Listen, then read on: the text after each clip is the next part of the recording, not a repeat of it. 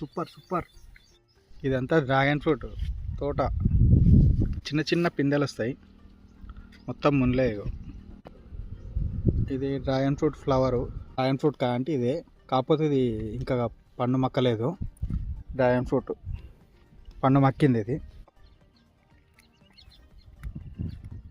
ఇంత గట్టిగా ఉంది అందరూ. ఇది అయ్యో రెడ్ వస్తుంది అంతే. ఇంట్లో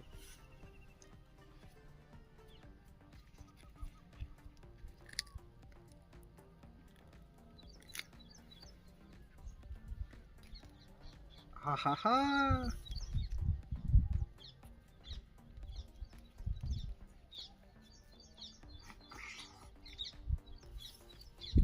సూపర్ సూపర్.